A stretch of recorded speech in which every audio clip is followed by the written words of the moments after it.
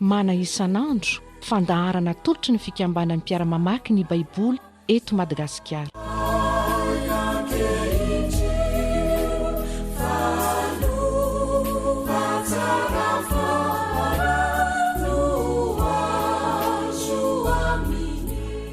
Hampitomboina lalandava ho amintsika rehetra ny fahasoavan'ny tompo. Manohy ny fandiniana ny bokin'ny Salamo sika amin'izao fotoana izao, ny Salamo 2:20 no dinitsika anio. Ary dia misaotra anao manaiky hiaraka amin'ny sakafony mana isanandro indray isika. Angataka ny tompontsika mba sokafany saintsika andraisantsika izay anatra tian'ny tompo menantsika indray amin'ny alalan'izany salamo izany. Ivavaka isika. Ny dera sy ny laza mihaja sy ny voninahitra raha eo dia atolotra ianao mandrakariva. Ary ampianaro zahay mba tsy tsatra hideranao, hankalazanao, hanome voninahitra anao isanandro satria mendrika ho derainy ianao, mendrika hankalazainy ianao. Tompo, handinika ny teninao indray zahay, mangataka ny fanahinao masina mba hanazava izany teninao zany aminay, mba ho voninahitry ny anaranao mpamonjy eo, ho voninahitry ny anaranao, ny vokatra zany fahalalana iny teninao zany eo amin'ny fiainanay, amin'ny anaranao Kristy tomponay, manaovanay izany vavaka izany. Amen. Salamo 2:20 ka hatramin'ny 2:9. Vakintsika amin'ny anaran'ny tompo zany. Andriamanitra dia eo amin'ny fiangonan'Andriamanitra, ary eo amin'ireo Andriamanitra no hitsarana. Mandra-pahoviana no hitsaranareo tsy marina, ka ianaranareo masony ratsy fanahy, alarony ny Tenin'Andriamanitra sy ny kamboty, meorariny ny ory sy ny malahelo, vonjeo ny mahantra sy ny malahelo, afao amin'ny tanany ratsy fanahy izy, tsy mahalalana mahazo an-tsaina reny, ao amin'ny maizina no andehanany, miorooro ny fanambaniny tany rehetra. Hoy izaho, Andriamanitra ianareo, ary zanaky ny avy indrindra ianareo rehetra, kanjo ho faty tahaky ny olona ihany ianareo, ary samy ho lavo tahaka ny anankiray amin'ny lehibe. Mitsangana Andriamanitra, tsarao ny tany, fa ianao no andova ny firenena rehetra. Ray masino manamasinana amin'ny fahamarinana, fa ny teninao ny fahamarinana.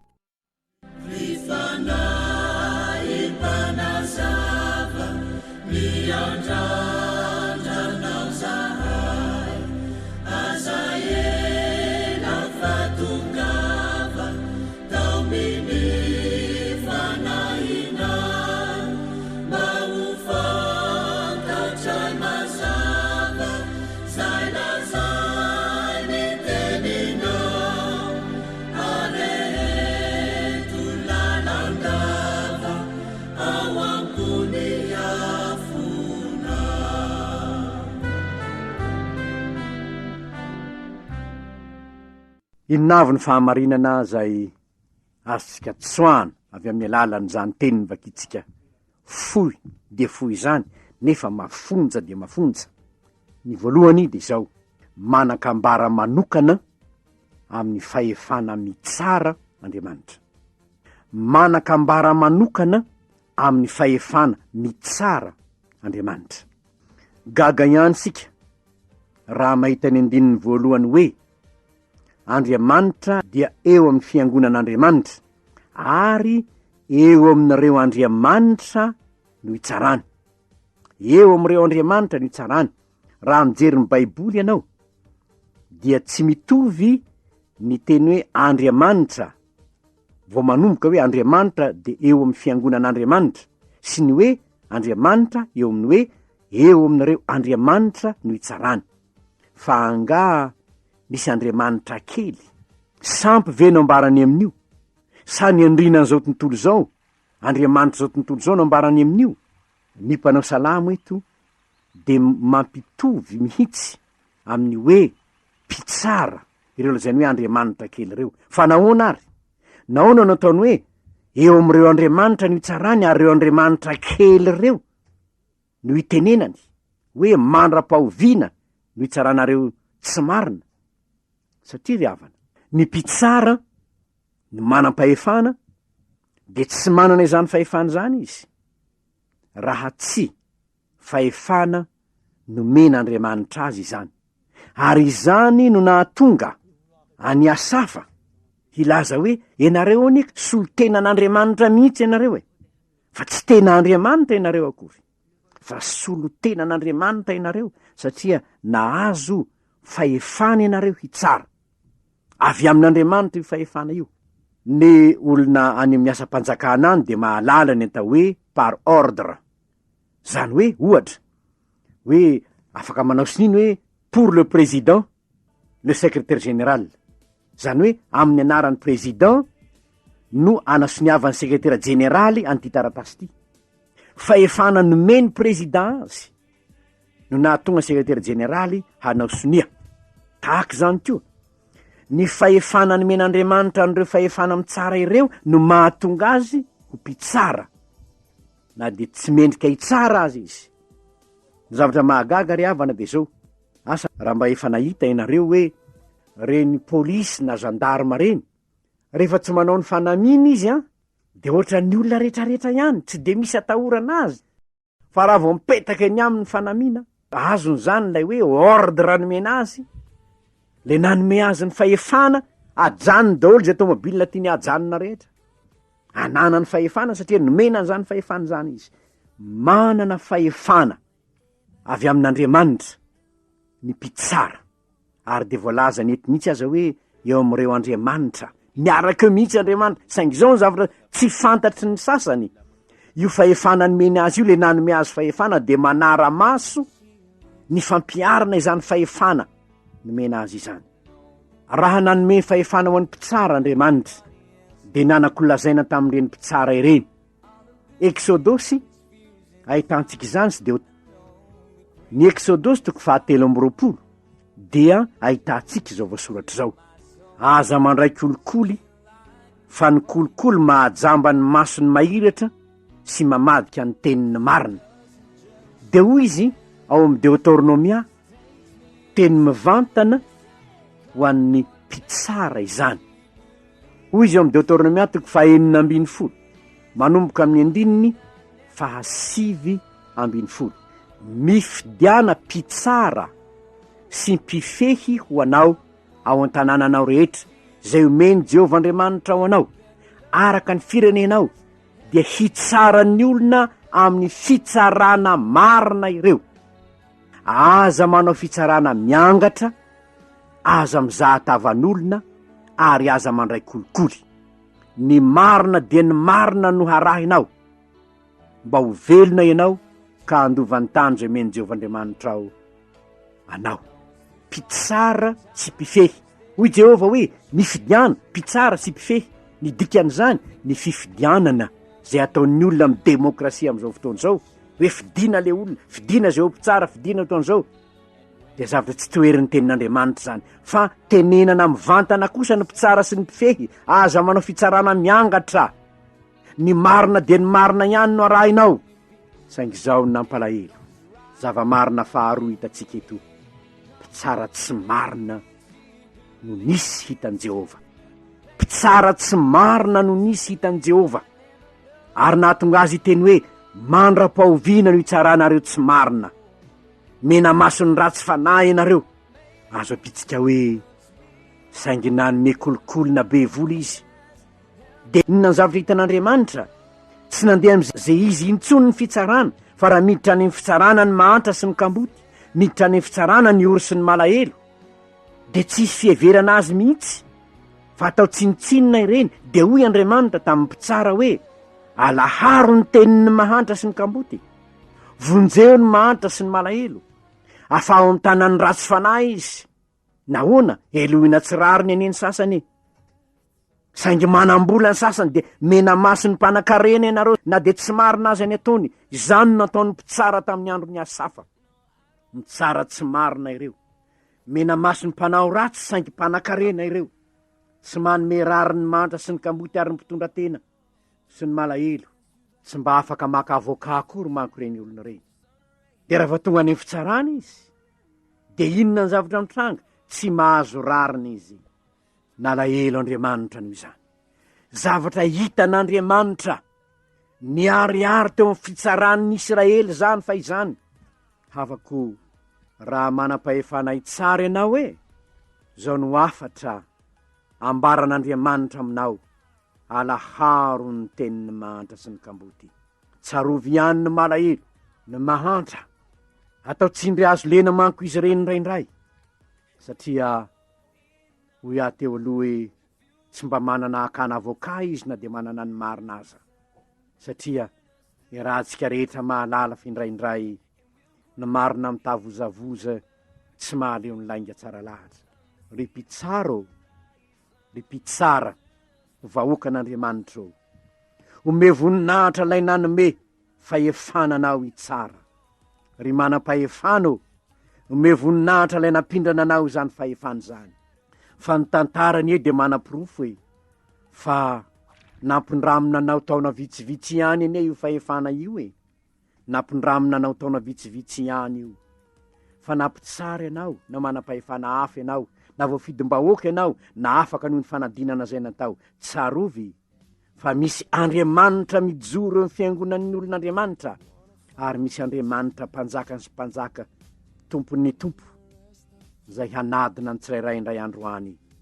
Enganie ka tonga fieritseretanao antsika zany, tsy izaho te ampitahotra anao sanatria fa tenin'Andriamanitra vakitsika no manoro atsika ny lalana tokony izorana.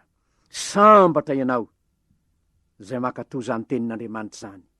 Matoa ny Andriamanitra mananatra ny mpitsara eto de fitiavan'Andriamanitra azy ane zany satria ho avy ny andro ireo mpitsara ireo manko izao hitatsika eto nolazaina mihitsy fa zanaky ny avo indrindra reo mpitsara ireo.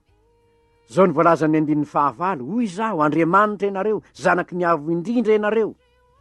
Zany mihitsy ny everana azy, nomen'Andriamanitra tombontsoa ianareo, nomen'Andriamanitra fitiavana manoka ianareo, tiany tahaka ny zanany mihitsy nareo matoa ny fidiny tetsy nataony tahaka zao teroa. Zao anefa ny zavatra hita, hoy Asafa, manantena ve ianareo fa hijanona ho tahaka zany mandrakariva am'izao fitsarana tsy marina ataonareo zao? Zao ny voalazany hoe ho faty tahaka ny olona ihany ianareo, ho lavo tahaka ny anankiray amin'ny lehibe. Efa nahita izany Asafa, fa na ny manodidina azy enina ny teo Jerosalema ihany azy, nisy mpanjaka ny tena lehibe, nisy mpanjaka tena nananana izy azy, fa lavo ihany ene, nenjera ihany ene. Ry havana, ny zavatra rehetra tsy maintsy ho tsarovantsika am'izao salamo izao dia Andriamanitra no tompon'ny teny farany. Andriamanitra no tompon'ny teny farany amin'ny zavatra rehetra. Marina fa ianao koa angamba manana zay toerana misy ianao, mihevitra ny tenanao tokoa ho zanaky ny avo indrindra, satria angamba efa nandray ny tompo ianao, angamba efa nanaraka ny tompo ianao, nefa milaza aminao fa raha miverin-dalana ny ianao jereo eto enareo eny ozy ka azo everinao hoe zanaky ny avo indrindra, nefa am'izao fiainanareo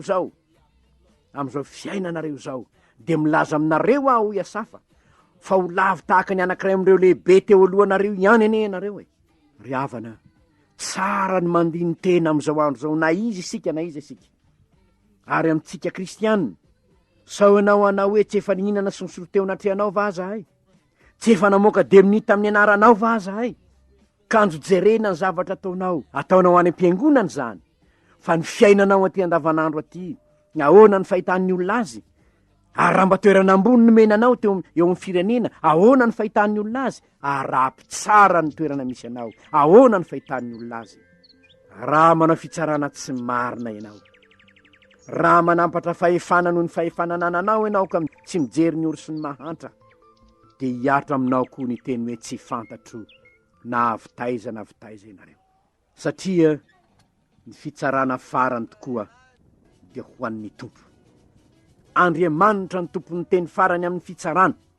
Mety misy olona elohintsika, nefa Andriamanitra ny manamarina azy. Raha nibebaka tamin'ny fahotany izy ka niala tamin'ny fahotany, Andriamanitra ny manamarina azy. Fa raha ohatra kosa ka tsy nibebaka amin'ny fahotany izy, tsy niala tamin'ny ratsy fanaony izy, nefa hamarinonao, meloka izy kanefa hamarinonao, dia meloka eo natren'Andriamanitra ianao, ary lay mpitsara marina dia hitsara amin'ny fahamarinana. Vazivazy zary tenany ihany ny teniny ty namako komisera anankiray indray andro ry havana. Fony mbola mpiasa mpanjakana dia niresaka tsara mpirahalaina mihitsy zahay, fanao elaza. No ny lasa pasteur taty aorina de zao ny teniny tamiko hoe ela le tsy zao tsy azo atao ela tsony ty fa pasterako. Sahirana mihitsy miantso ny ela. De ho ia taminy hoe za moa tsy nanao azy ela tsony tokoa. De ho ia hoe diso hevitra se hafa zao tsika vao tena miara-miasa. Fa ahoana ozy? Zao zaho amin'ny maha-pasteur dia ny adidiko dia ny mananatra ny olona andray ny famonjena mba hiala amin'ny ratsy fanaony izy hoe aza mangalatra le retsy, aza de manao ratsy le retsy, aza de manao tsy mety eo amin'ny fiarahamonina, mananatra ny olona ho ano anjarako.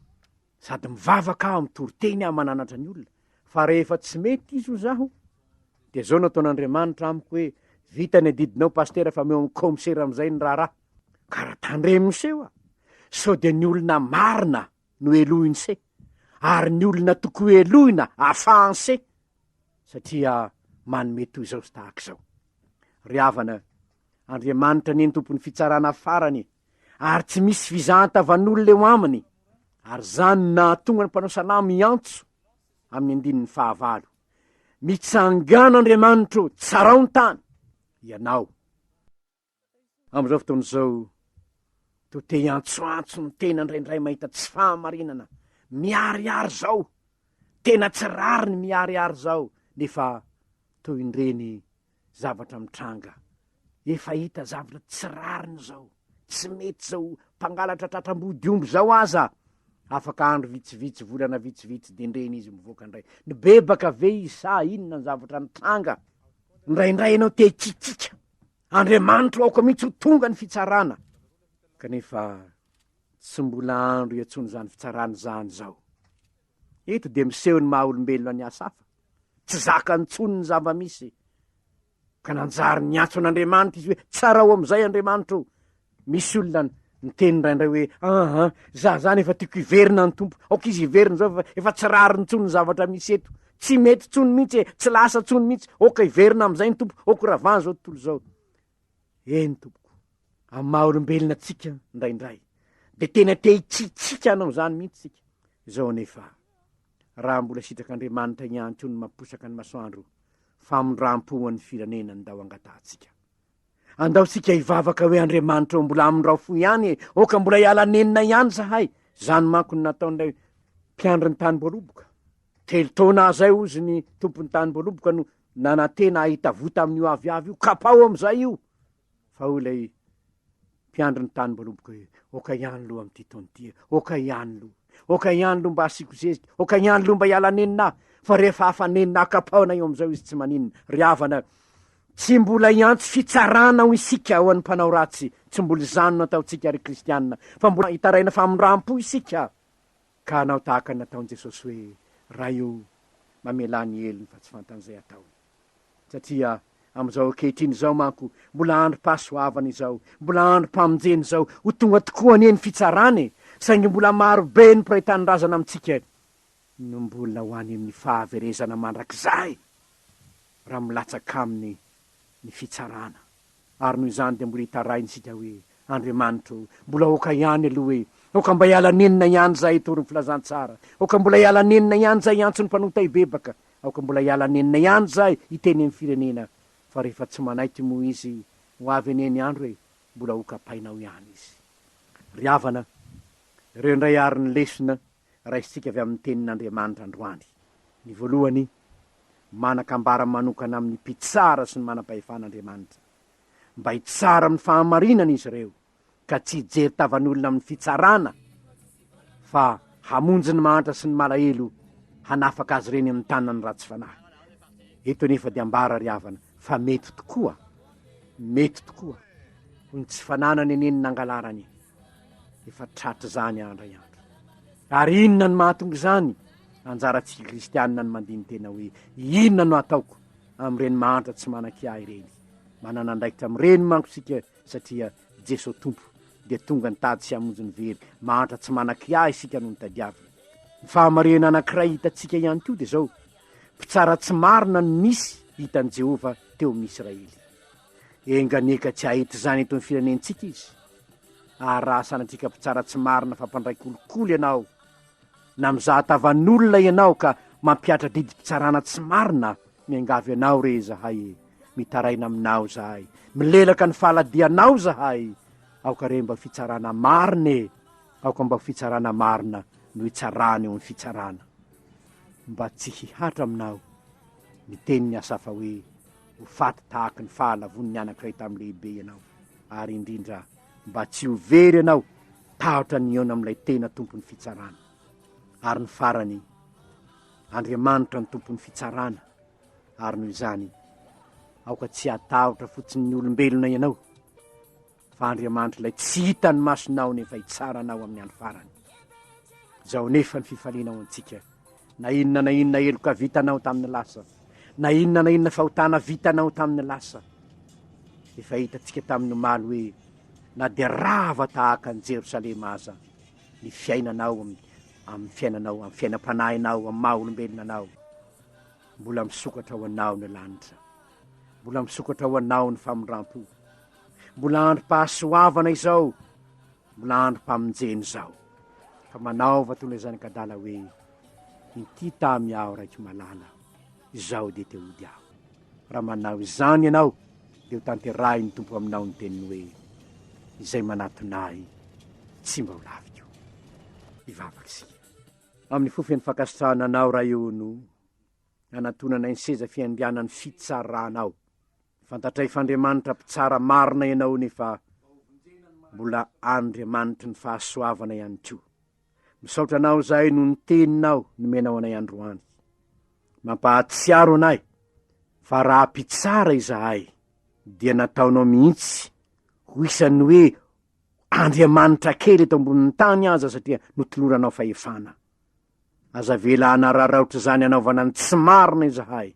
Mifona aminao zay ho an'izay mpitsara mety misy anoany, ho an'ny mpitsara mpandray kolikoly mety misy anoany. Mifona aminao zay ho azy reny tompo, mamindrafo amin'izy reny ianao, mamelany elony ianao, ary aoka mihitsy ianao no amerina azy ho amin'ny marina, mba ho arak'izao teninao zao no hitsarany amin'ny manaraka, mba hitsara amin'ny fahamarinana izy, hibebaka amin'ny fahotany izy, hiala amin'ny ratsy fanaony izy, ahatsiaro teny izy tompo. Fa raha nampondraminao azy ny fahefana hitsara dia ny hitsarana amin'ny fahamarinana no antony zany. Ary mangataka aminao zahay ho an'ny manam-pahefana rehetra eto amin'ny firenenay, Andriamanitra, mba omeo manam-pahefana matahotra anao zahay, ary zay manam-pahefana eo amin'ny toerany mbola tsy matahotra anao marina, ovay ny fony hatahotra anao, hibebaka amin'ny fahotana rehetra vitany, hamela elokazy ianao ka hatonga azy mpitsara marina, hatonga azy manam-pahefana mandeha amin'ny fahamarinana sy ny fahatahorana anao. Dia ho voninahitra ny anaranao ry tompo, ny fahatanterahany vavaka ataonay mandrakariva hoe ho tonga ny eny fanjakanao, ataona ny sitraponao dia ny fanjakan'ny fahamarinana. Amin'ny anaran'i Jesosy tomponay, manaovanay izany vavaka izany. Amen.